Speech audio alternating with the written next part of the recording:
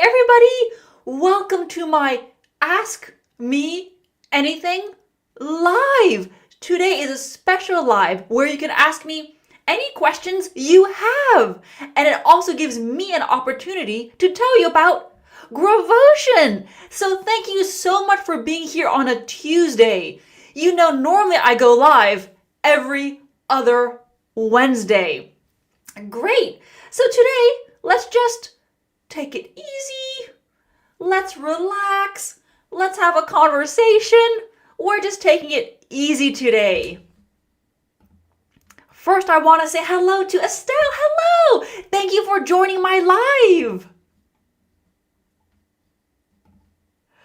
Safsa says, finally, the wait is over. Let's get cracking. Exactly. I love that expression. Let's get cracking means, come on, let's start. Nan, hi teacher to everyone. Exactly, it's great. Everyone's here. I love it. Okay, I love this question. Today's lesson is ask me anything, and I mean it. Literally, you can ask me anything. So, first question. Hey Arnel, did you buy a new dishwasher? You know, we do. We do have a new dishwasher. Yes. Good. Hello, hi. Thank you for being here. Hello from Vietnam. Hello. Right, so I'm going to just answer questions randomly, and then I will get to the questions some of you asked me over the past few days. So like I said, let's just take it easy. Dan is asking, are you planning to create live speaking lessons? Yes, I am. One of my goals is to have group speaking lessons. Because we need to practice. I need to see you. I need to be able to hear you to really help you practice. So yes, down the road, I do plan on having speaking lessons. Yes. Linat says, I have a question. When did you decide to start your YouTube channel, and was it hard in the beginning? Yeah, I decided to start my YouTube channel end of 2018, I think. And I think it's January 2019, I officially started my channel. Was it hard? Yes, it was really hard. I couldn't imagine making videos and posting them online. I was so nervous. Some of the earlier lessons I made, a lot of footage I just cut. I couldn't watch myself. I was so super nervous. So it was hard because I wasn't used to filming. I wasn't used to presenting a lesson with a camera. I was always a classroom teacher. So that was the hardest part, getting over that nervousness. Yeah. Rania, hello. Shirley says, get ready with pen and paper. Yes, always good to be prepared. Nice. Erkan says, hooray, I attended your live finally. Yes, yes, yes, thank you, thank you. Good. Okay.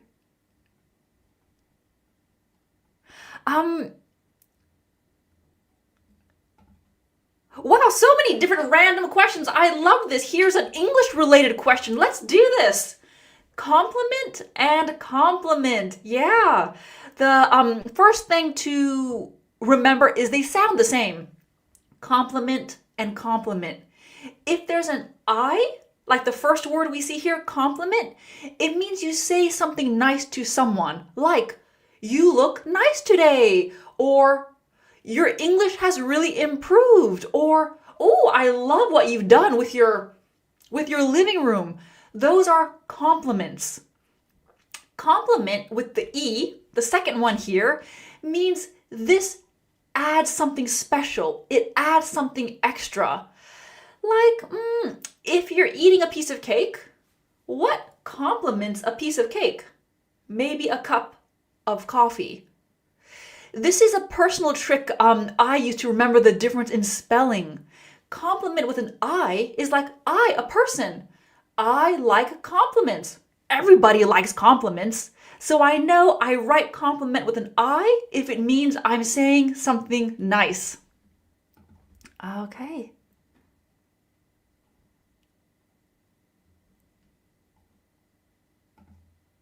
Ooh, a Gravotion question. Yes, yes, yes. So at least for now, we are not getting speaking practice in Gravotion, right? Not at this exact moment, exactly. It's something I'm planning down the line. For now, there's a complete grammar course and all the notes for my YouTube live lessons. Okay. Let me actually get my slides up and then we can do some more questions.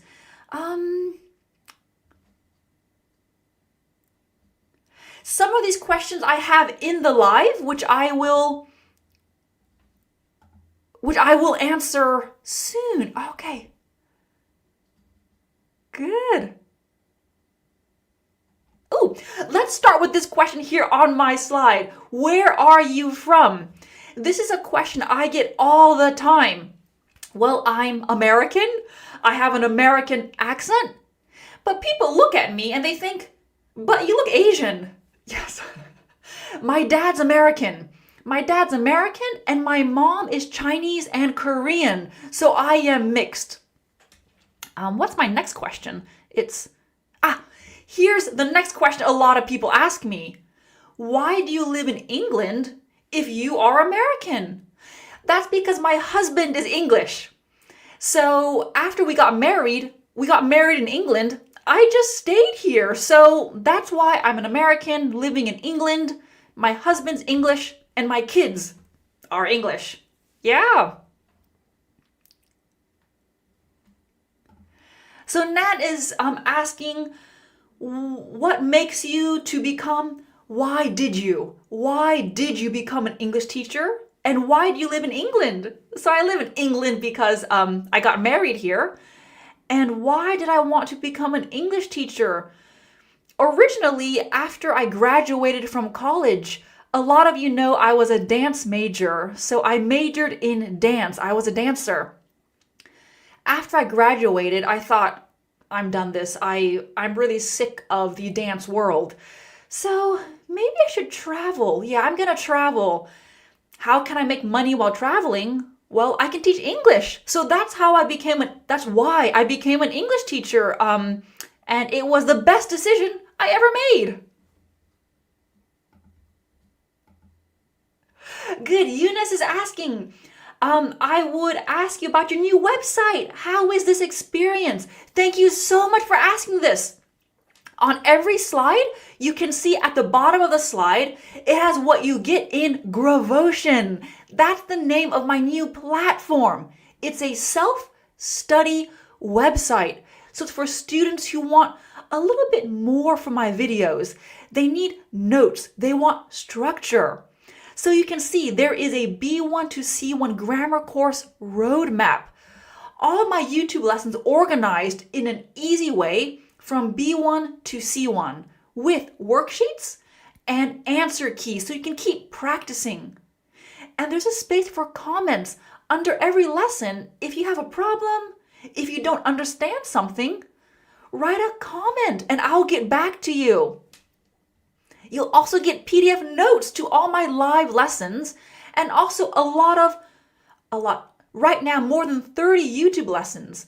All the notes are there, so you don't need to write things down. You can download it. You can print the notes. It's just easier for you. And what I personally really love is the private community. So imagine it's kind of like a Facebook for Gravotion. Everyone who's on, they can write about their English journey. They can ask questions. They can upload pictures. I really want to create a space where everyone feels, yeah, I can meet other English learners and I can stay motivated. So throughout this live, I will give more and more information about Gravotion. And if you have any questions, just ask. That's what today is for.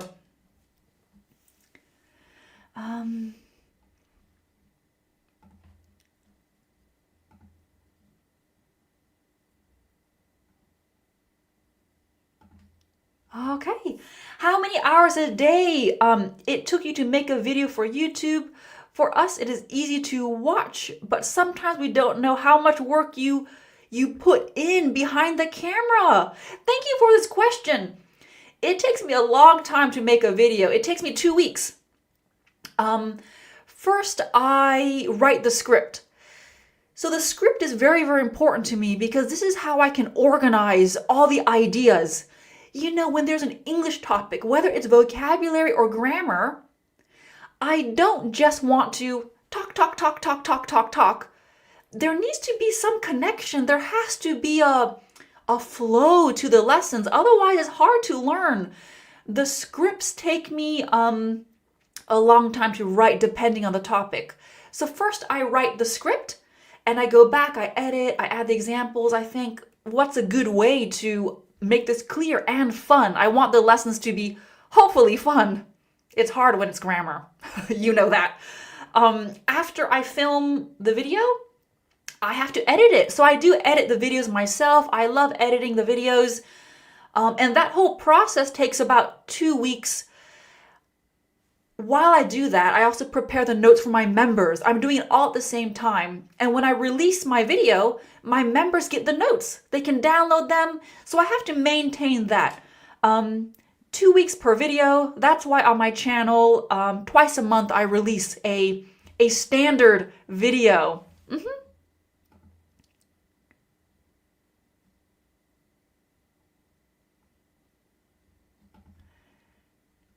Nice. Do you have a team for teaching and stuff or just yourself? At the moment, it's just me. Yeah, I run everything behind the scenes, but I am planning on expanding. This is why I created Gravotion. I want to give you more. I need more content. So if you know anyone who can edit videos, let me know. Send me an email at Gravotion at gmail.com. It's just a Gmail. Send that to me. Message me. Send me an email if you know anyone who can edit videos. And I'm not talking about simple videos. I really need something with good transitions, some basic animations, things for lessons. Let me know, please. Yeah, so I do plan on growing my team soon.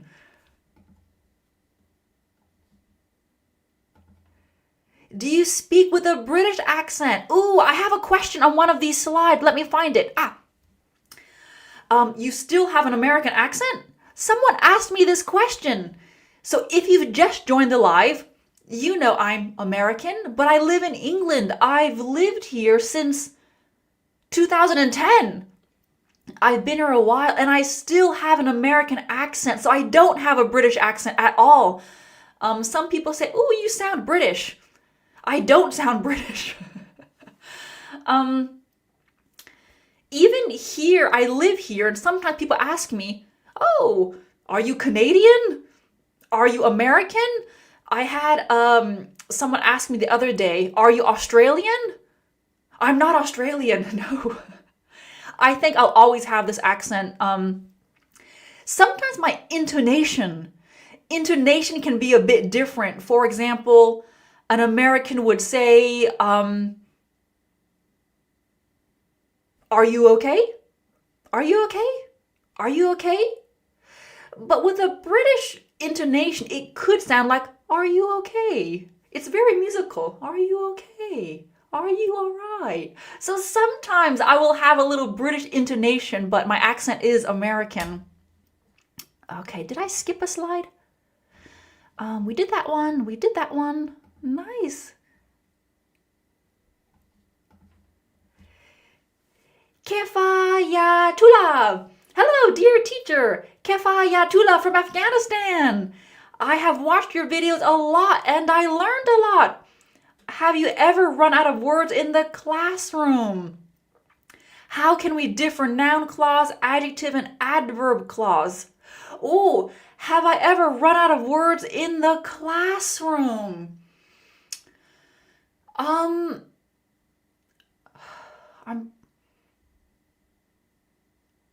There have been moments when I've finished my lesson plan too early. So run out of words, no. I've always had something to say. Or I give the students an activity, for example, in pairs, 2, 2, 2, 2, use the vocabulary, ask each other questions. There's always something I can do if I finish my plan too quickly. But no, I don't think I've ever run out of words in the classroom. There's always something students can do.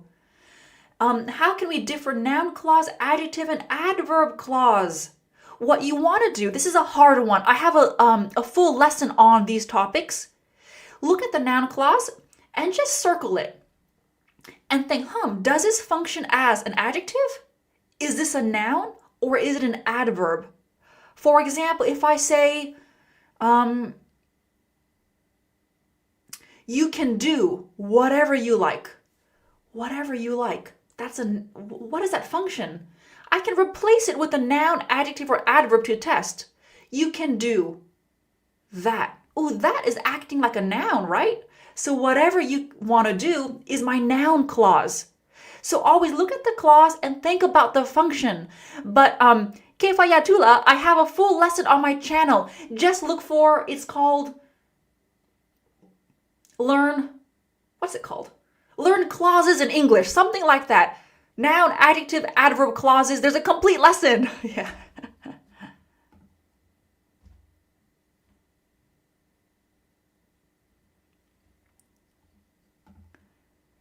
Lena, thank you. What does it mean, Gravotion? Yes, I have a slide for you. I have a slide with that. What a coincidence. It's the next slide.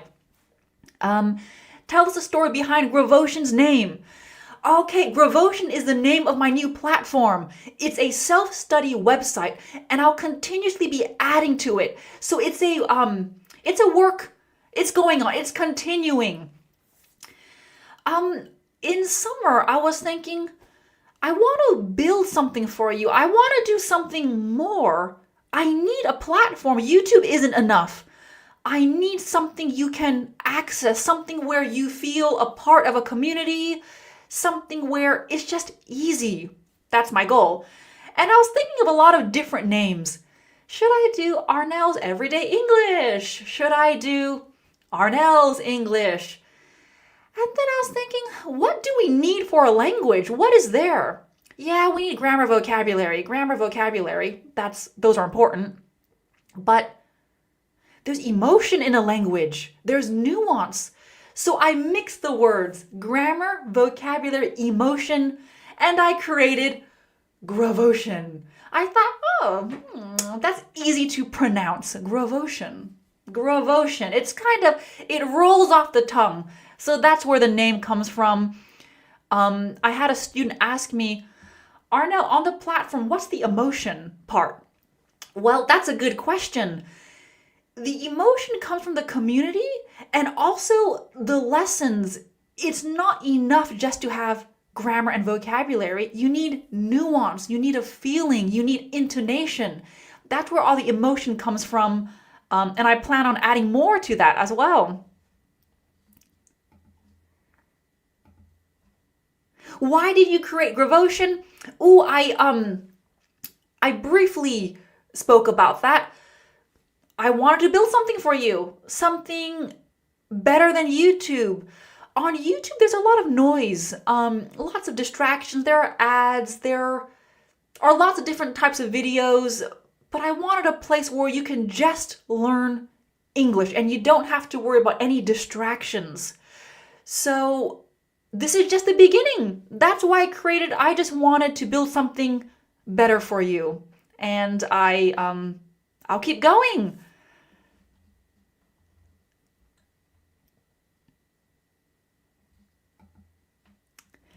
Man, when I learn a new word, I forget it after some time. Please guide me. There's a common saying in English. Maybe you have the same thing in your language. If you don't use it, you lose it. If you don't use it, you lose it.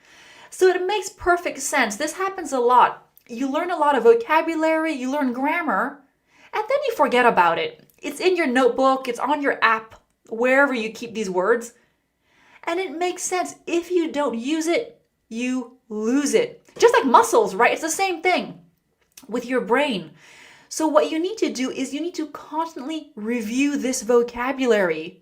Put a timer in your phone, put it in your calendar. For example, you have a new lesson. Imagine the topic is phrasal verbs for the classroom, something like that. In your calendar, a month after the lesson, put a reminder. Review phrasal verbs in the classroom lesson. Keep doing that. You have to review it. And also, there really isn't an easy way to learn vocabulary. You have to keep using it and memorize it. Memorize the vocabulary. Also, do things in English you enjoy. Watch movies, even with subtitles, is good because you'll still be listening to English. Review, review, review. There really isn't an easy trick, unfortunately.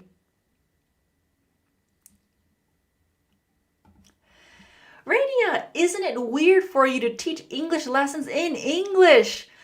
When I did my teacher training, back in 2010, I did my teacher training. I thought it was weird. I thought, how can you teach someone a language in a language they are learning? That's weird. But I understand why. I've taught very low-level classes before. You know, this is A1, A2, and you can do it in English. You don't speak like I'm speaking now. Of course, you really slow down. You use images. You even use gestures, all those kind of things. And if you learn English in English, it's better for you because you are completely surrounded by English and you don't depend on your own language.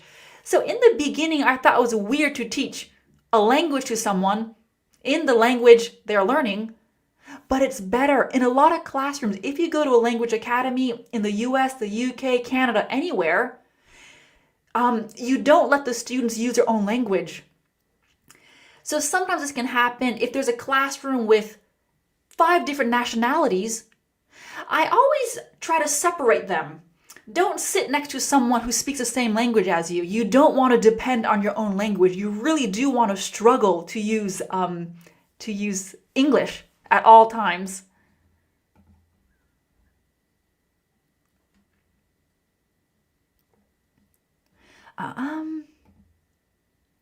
We'll get to this question. What's the best way to learn grammar? I see so many nice questions here. Lawrence, hello. Fatima, hello.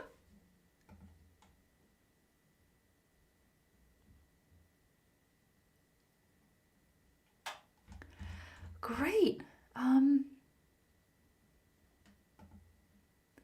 Manuel says, sorry for being late, Arnel. The time zone change makes me dizzy. Yeah, I know. The clocks went back in the UK and Tenerife, where Manuel's from. They went back on Sunday.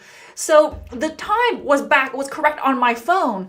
But in my house, all the clocks were still the old time. I made so many, I was confused the whole day because of this.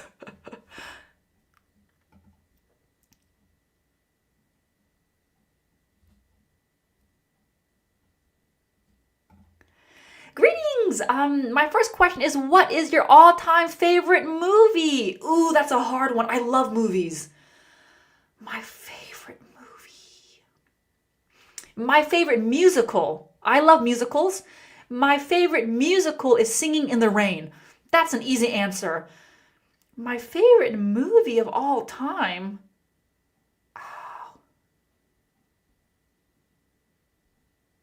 That I need to think about that. I don't know. I don't know. I like a lot of movies from the 90s, 1990s.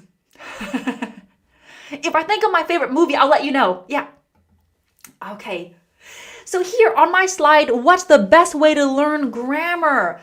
This is a hard one because grammar is tough. Everyone learning grammar knows grammar isn't easy. I don't think people are like, yay, grammar. So grammar is hard. The first thing to remember, grammar's challenging in English and in any language. Why? Because there are rules.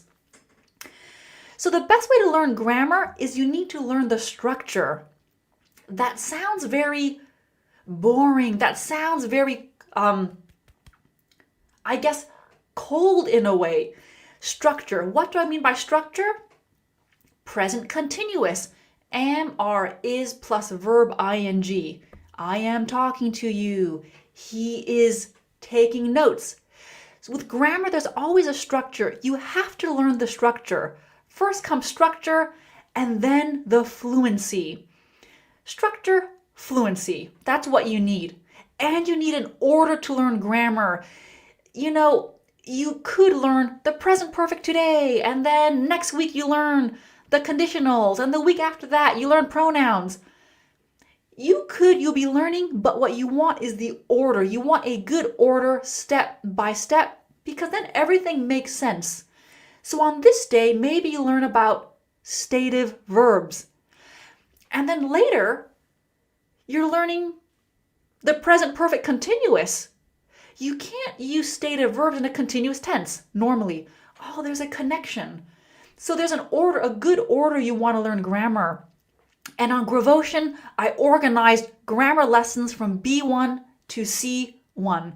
So you have everything step by step and everything's connected. Yes.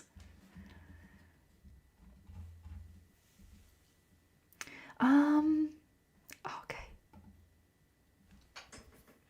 Do you know other languages? Do you speak Chinese or Korean? This is a question I got at a certain point in the chat. I got this question. I'll start with, do I know other languages? Not fluently. I'm only fluent in English. I'm a native English speaker. I lived in Germany for 10 years. So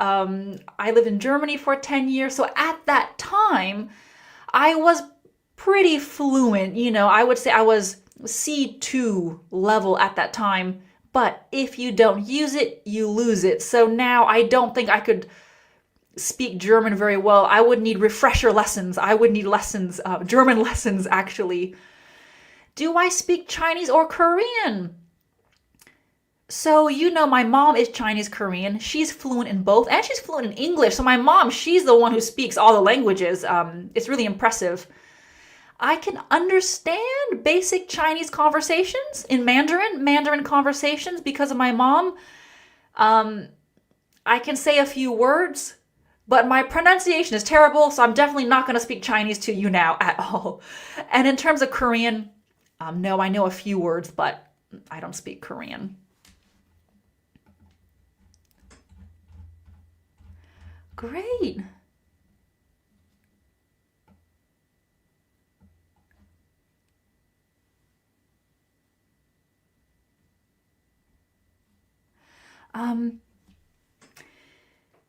Hi, ma'am. How much time do I need to learn English from B1 to achieve C1? Right.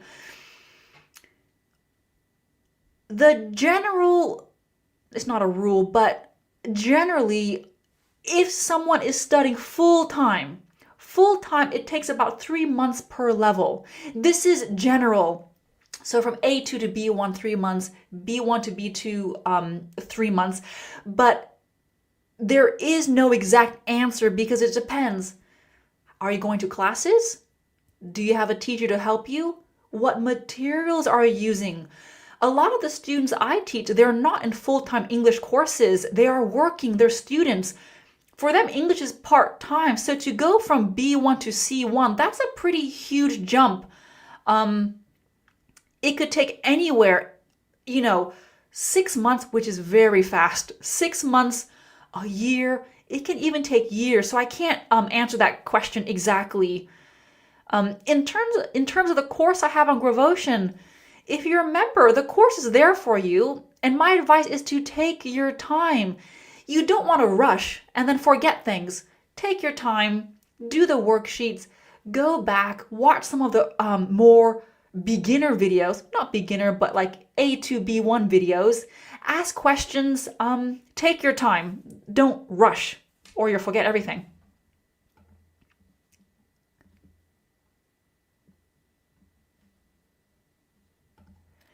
Aku says, "Man, please differentiate between a present participle and a gerund." A present participle is a verb, ing. It could also function as an adjective. The most important difference is a gerund functions as a noun. If you remove the gerund and you put a noun there, then you know it's a gerund. If you can replace a gerund with a noun, you know it's a noun, a gerund. Um, Dalton, hello teacher, can you explain what B1, C1 is? Absolutely. It's something called the Cephar scale, CEFR, and it's used to give students levels. So A1 is beginner, A2 is pre-intermediate, B1 is intermediate, B2 is upper intermediate, C1 is advanced, C2 is proficient, and then there's native speaker. So Dalton, it starts from A1, which is beginner, all the way to C1. And you'll see that on a lot of YouTube videos. C1, idioms, B2, expressions. So it's the level. And let me just check something very quickly. Yeah. Yeah, Cephar, CEFR, which is the Common European Framework. Let me copy and paste this and put it into the chat for you, and then everyone can see it.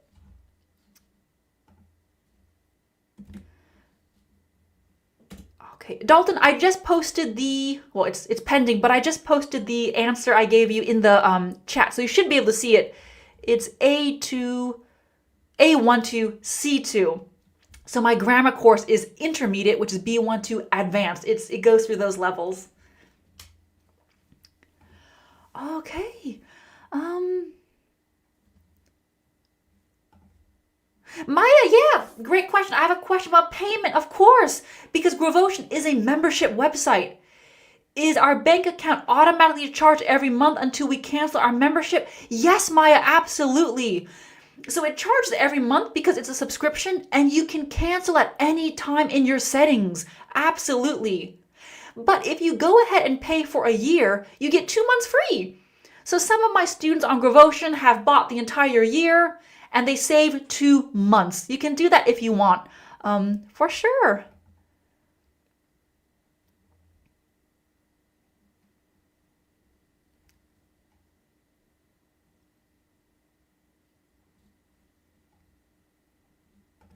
Safsal says, which is the most important for us, idioms or phrasal verbs, if I want to pick up only one thing of them? Oh, they're both important. If I had to choose one, like I said, in my opinion, they are equally important. You want to know everything, but phrasal verbs, we use phrasal verbs all the time, but not necessarily idioms. An idiom is something like once in a blue moon. That's an idiom. Once in a blue moon means sometimes, not often. Once in a blue moon, my family and I will go out to a restaurant, not very often. But phrasal verbs, we use them constantly throughout the entire day.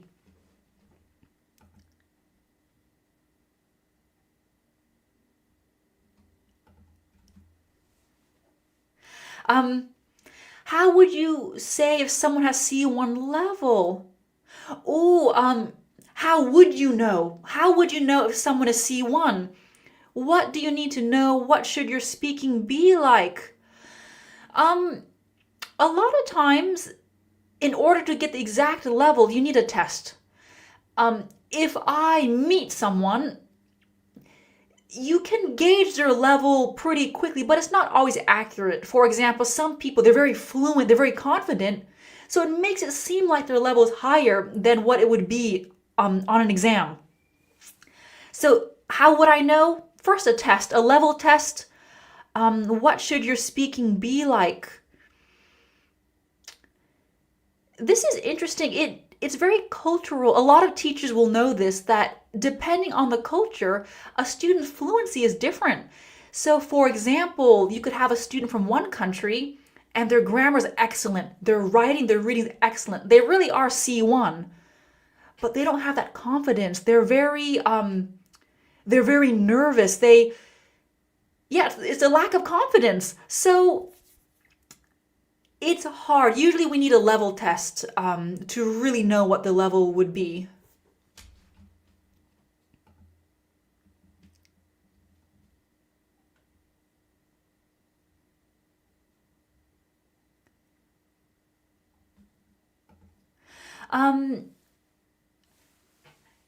Nade Ibrahim says, do you think shadowing is effective or should I go to courses? Which one is better in your opinion?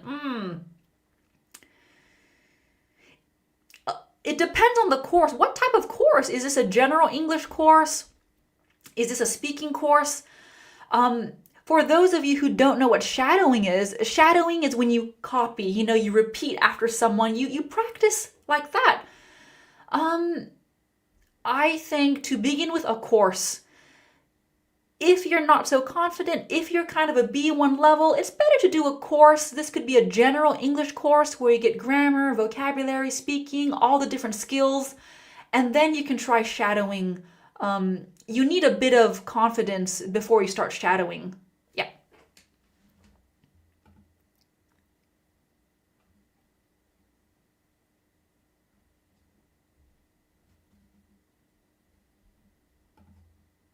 What's the difference between shadow and shade? Yeah. Shade is specifically away from the sun. Ooh, it's too sunny. Let's sit in the shade. I want to sit out of the sun. If you're under an umbrella, if you're under a tree, you are in the shade, specifically away from the sun. A shadow is simply that gray outline around you. That's my shadow. Take a little. The light isn't so good. Is this a good example of a shadow?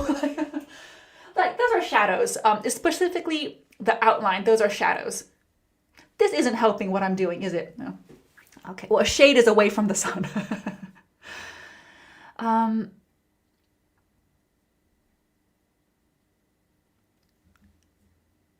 Oh, let's look at my slide. These are questions you guys asked me. What are your hobbies? What are my hobbies?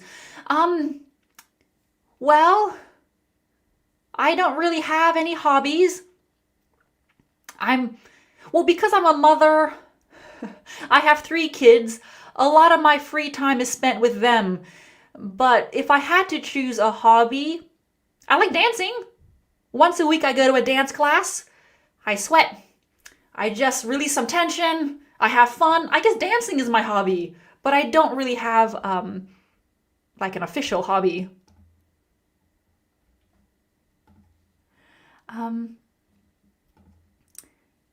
Oh, hello, Shirley. Sorry to ask, but what is the meaning of Gravotion? Thank you. Gravotion is the name of my new website. It's a membership website where you can get a course, live lesson notes, and a private community. I'm also on Gravotion, so I'll be there to answer any of your comments. You can send me messages, you can ask me questions. So it's an interactive platform. It's the name of my new website. Yeah.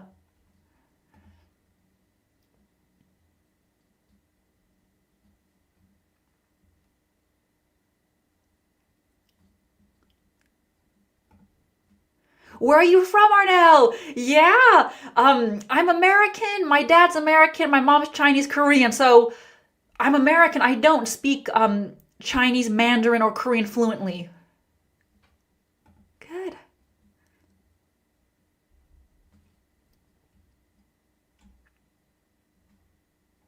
Nice. Manuel says, thanks, Arnel. I know. I figured that it would be a real maze for you to match time zones and classes. I'm inclined to believe that living in England is a leverage for Eastern people. Yeah, I mean, I'm kind of right in the middle. We have England in the middle here, and then we have, the West and the East. England's kind of the middle. So with time zones, it's hard to find the perfect time for all my students around the world. Yeah.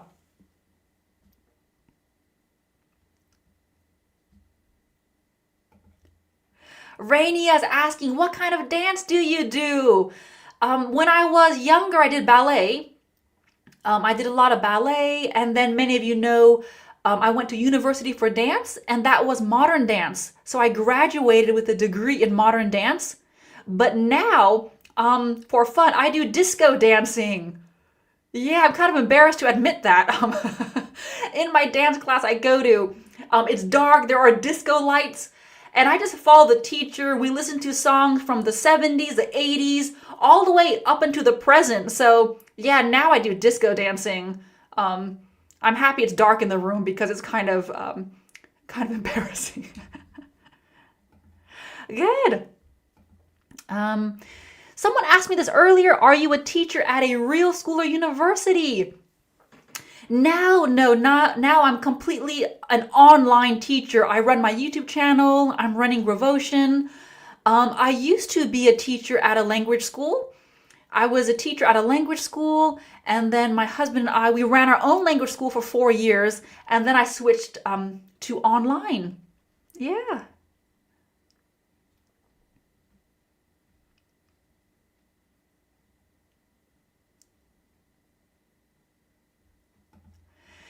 David, grammar question. Difference between would have been, could have been. When using them, give examples.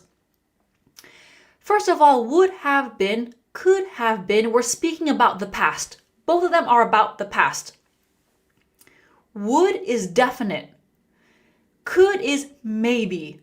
For example, if I hadn't become, let me try to think of an example. If I hadn't stopped dancing, I wouldn't have become an English teacher. That's definite. I wouldn't have become an English teacher. Oh, I have to use the positive. Give me 1 second, David. I'm trying to think of a positive example without using the negative. Would is definite. Could is a possibility. You would have been accepted. If you had handed in your application on time, you would have been accepted. That's definite. It's hypothetical, but it's a definite hypothetical. If you had handed in your application on time, you would have been accepted. Could have is maybe. If you had handed in your application on time, you could have been accepted. So this is a really big grammar topic. Just remember, could is a maybe. You could have done that. You could have been there. You could have had that.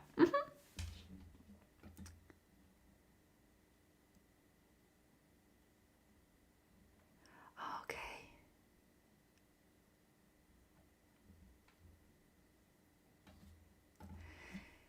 Arnel, please can you make a video of verbs of sense?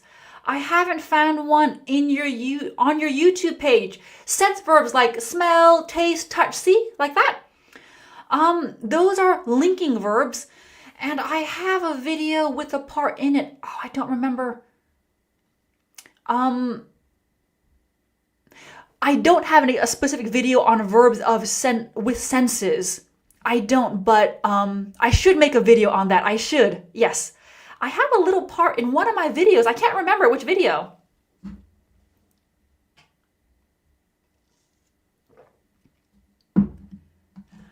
Maria, hello.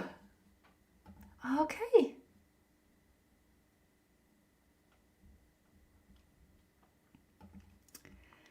Hi, ma'am, I'm just 12. Can you explain how to use the past participle?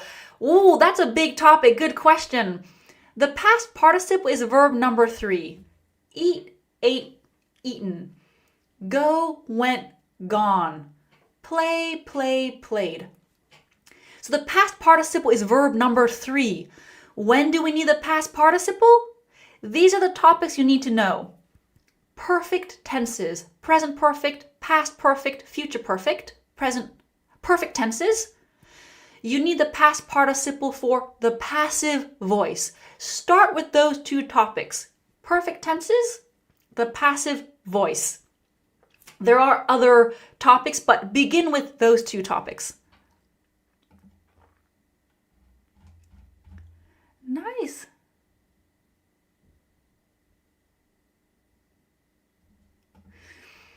Marie says, hello, Marie. I'm having a hard time getting students to speak English. Any suggestions? They are French Canadians. Oh, this is in a classroom. Yeah. Marie, how old are your students? I'm curious, are you teaching teenagers? Are you teaching adults? Marie, let me know in the comments, what is the age range of your students? That kind of makes a difference. So Marie, I'll keep an eye out for your comment. How old are your students?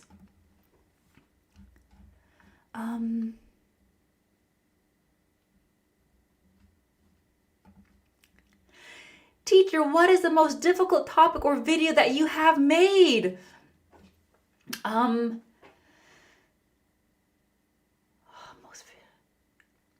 Grammar topics. Those are the hard ones. The vocabulary ones are fun. They're more or less easy. Idioms, phrasal verbs, those are really fun. It's the grammar topics. The most recent one, Dalton, was reduced relative clauses. I made it this summer. Reduced relative clauses. It was really hard for me to organize all the different points. Like I said early in this lesson, I didn't just want to talk about the grammar. I wanted to somehow organize it, and that one, reduced relative clauses, that took me a long time to write. Ooh, Marie, I teach grade 1 to 5. Oh, okay, so pretty young. The students are pretty young. I have mainly taught adults, but I have taught teenagers, so juniors. They were ages 12 through 15. I taught that age group 3 summers in a row. What really helped me was there needs to be some sort of discipline. And I don't mean like, you're in trouble. Something that's kind of fun. So what I did, Marie, I don't know if that'll help you. Ask your class, what's a celebrity you dislike? Something people hate. When I was teaching, this is kind of funny. Every class I did this with, they chose Justin Bieber. They didn't like Justin Bieber. So what I would do is I said, okay, you don't like Justin Bieber. So you grab a sheet of paper and I drew Justin Bieber. And if it's a bad drawing, it's funny. So it doesn't matter if it's a bad drawing. So a lot of my students chose Justin Bieber. One class, they weren't familiar with any celebrities that I knew, so they chose a tomato. Nobody in the class liked tomatoes. So okay, I take a piece of paper, I drew a tomato on it. And what you can do is say English only. If anyone speaks their native language, you stick the paper on their desk. And they don't like that. And it's kind of funny, so no one's really punished. So you stick the paper on their desk, and that makes a class go quiet. Nobody wants to be Justin Bieber. And then you hear someone else, they're not speaking English. You take the paper and you stick it to their desk. That technique worked really well for me, Marie. I don't know if that will work for you, but it really helped the class in kind of a fun way. But sometimes, Marie, to be honest, in my experience, you can't stop all of them from speaking their own language. You can separate friends. If friends are chatting, you can move them around. But sometimes you can't stop anything. I hope that helps you. That technique worked for me. Yeah.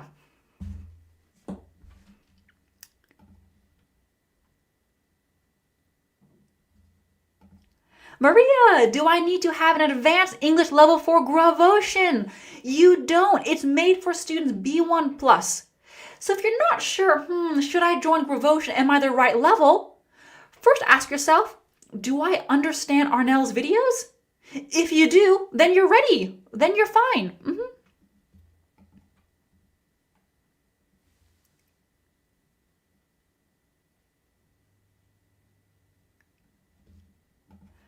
Marie, I'll try that. Thanks. Yeah, Marie, let me know how it goes. You can send me a message, either in the nerd community, anywhere you can send me, and let me know if it works.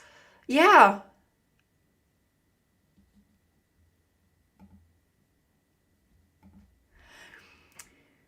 Will we be able to find your disco dancing videos in your Instagram? Never. Nobody is ever gonna see my crazy disco moves. Not happening. Good. Oh, that's the last slide I have here. Wonderful. So if you want to join Gravotion, you can go to gravotion.com. If you're already a member, a YouTube member, check the members only community post because I have a special link just for you. And I'll ask you some more questions. I'll ask you some more questions. I'll answer some more questions. Anything you have. Yeah. Haha, that's right. I'm not sharing my moves with you. You made my day special. Good, good. About my dancing, who knows? Maybe if I'm feeling very ambitious, I can post a little clip of my sweet disco moves.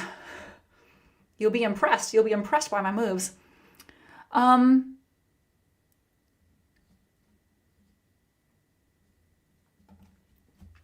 Will you ever upload a video teaching plenty of words which have a specific structure? For example, be supposed to. I will. I want to do one with be meant to. I was meant to. Because that's very common. Yes, I will. I have, there's quite a long to-do list. But I do need to upload more with just specific structures.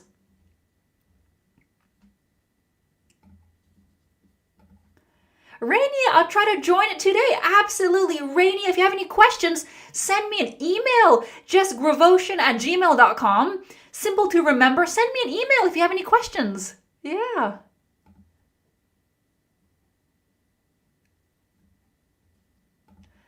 Maria, you know what, Arnel? I'm in my final year psychology. Ooh. So I'm short on time for now. Could I join this course a little later? Absolutely. Gravotion is the project I'll be working on. I have a 30-year plan. So don't worry. It's here for you. I'll be constantly adding to it. Yes, absolutely.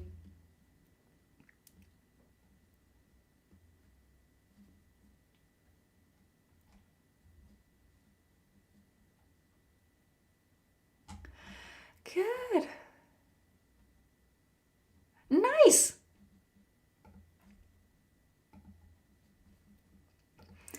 Mohammed says, how to improve my writing skill. Right. It depends on what you want to write. Are you trying to write emails, essays, stories? That changes. With writing, in terms of emails, you can find a YouTube video, how to write an email in English. I still need to make videos on writing. I don't have that many writing videos. Or if you want to improve your writing, look up IELTS writing materials. Even if you're not doing the exam, there is so much content available to help you write an essay, how to formulate your ideas. So search for exam writing practice to really work on those writing skills. Brianna, are the videos in Gravotion forever or temporary? They are there forever. My course is there. I'll be adding new things all the time. The courses, the PDFs, they'll always be there. Yeah.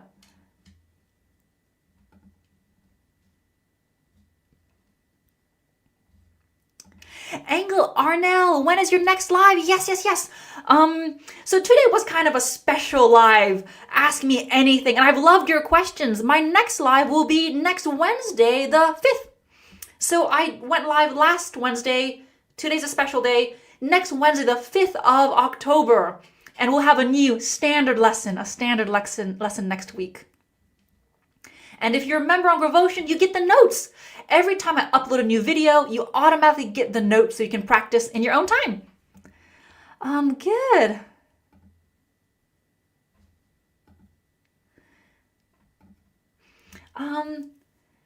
Vlad says, hi now, could you please tell me whether your platform Gravotion includes any additional materials that are not available on your YouTube channel? Thank you. Great question. For the moment, my grammar course is made up of my YouTube videos ad-free. But what's not on my channel are the worksheets. For every topic, I've made downloadable practice worksheets. So you can practice and you can have the answer key as well. And there's extra PDFs, for example. I have a list of stative verbs, all the stative verbs in English. I also have a PDF on reported speech, how to backshift all the tenses. And there's another bonus PDF, verbs followed by infinitives, verbs followed by gerunds. So I put that all nice and easy for you. You can download them. So, Flat, all the materials, all the PDFs are not available on my YouTube channel. Only members get the PDFs.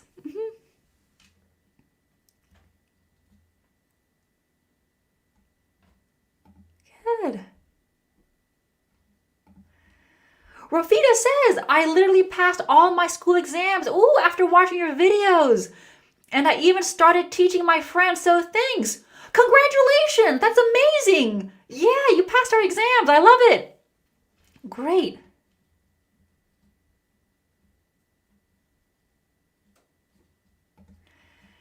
Today was special. My advanced English teacher was showing us a video of you about past perfect. Ooh, that is so cool.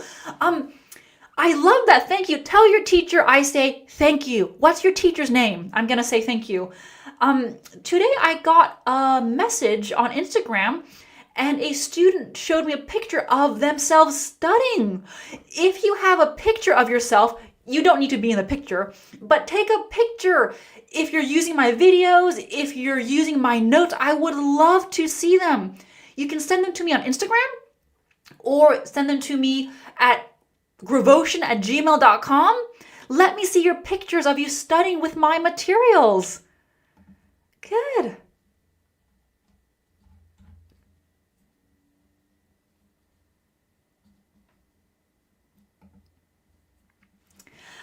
Can you publish your English grammar book? Right now, my all my materials are PDFs. So on my store, which is down below, I have PDFs for phrasal verb, the 12 tenses, conditionals.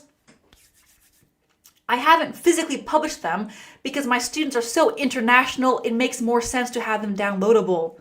Yeah. Andre says, hello from Mexico City. Hello, hello. Good. Well, it's almost been an hour. I'll stick around for another few minutes if you have any other questions. And at the end of this live, you can even write me your questions in the comments. I'll try to answer as many as possible. And check out Gravotion if you want that course, if you want notes, if you like to study on your own, check out Gravotion. You haven't told me your favorite movie. Oh my God, what's my favorite? Oh yeah, that's true. Oh, what's my favorite movie? Oh. I don't have an answer, but one movie I watched recently that I really enjoyed, it was very suspenseful, was No Country for Old Men. That was a good movie. No Country for Old Men. Yeah, I don't know if that's my favorite, but I really enjoyed that movie.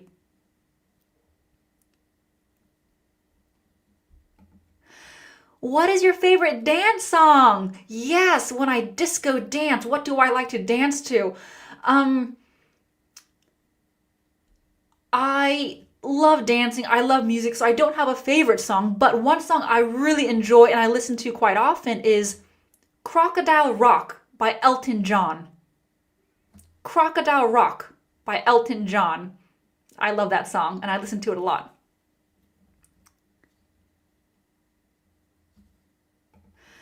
Maria, hi Arnel. Learning mixed conditionals is a nightmare. Yeah, I'm not going to disagree with you there. Conditionals are hard enough. You need to learn conditionals and then you have to mix them. Mixed conditionals are tough.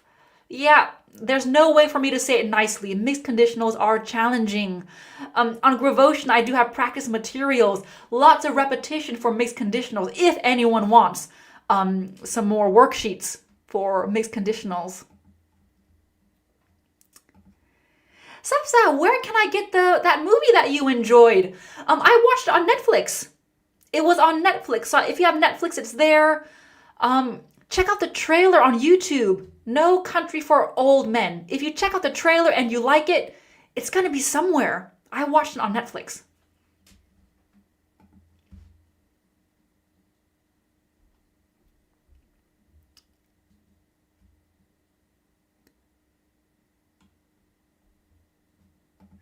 Ned, wow, today's audience is much more than the usual day. Comments go up in very high speed. Yeah, I think usually my live lessons, they're pretty technical. I have a lot of notes, a lot of rules, but today it's just really relaxed. I think people like that kind of relaxed style of lesson. Maria, flash dance. Oh yeah, I love flash dance. I should do that. I should, in that famous scene in Flashdance, that final dance scene, she runs and then does that dive and a roll. I should do that. I should enter one of my videos like that. Yeah. Okay.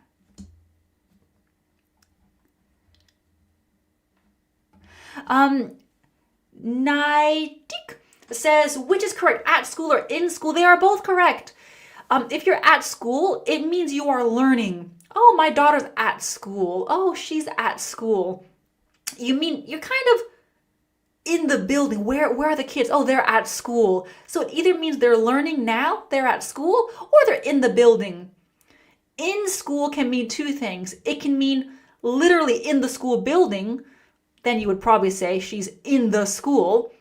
In school can also mean in the education system. For example, if your child is in school, they can get free lunch meals, for example. It doesn't mean they're necessarily in school now. To keep things simple, at school, now they're learning. My daughter's at school. In school, they're in the education system. So even if it's the summer break, you're still in school. A lot of advice people give is stay in school. That means don't drop out. Great. And I'm seeing a few members have joined Gravotion, so thank you so much. In Gravotion, go to the community page and write a little introduction. Introduce yourself to everyone. Yeah. Good.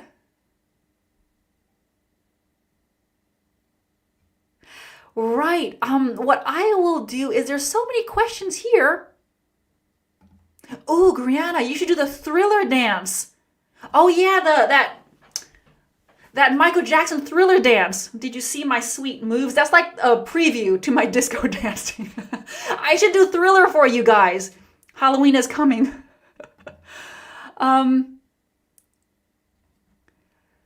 Right, let's end there. Let's end with my dancing. I think that's a good time to stop before I show you some another move. So, what I'll do, if you have any other questions about anything, put them in the comments after this lesson. And thank you so much for being here. I really enjoyed this live. I will see you next week on Wednesday. And have a good week. Thank you. I'll see you next time. Bye.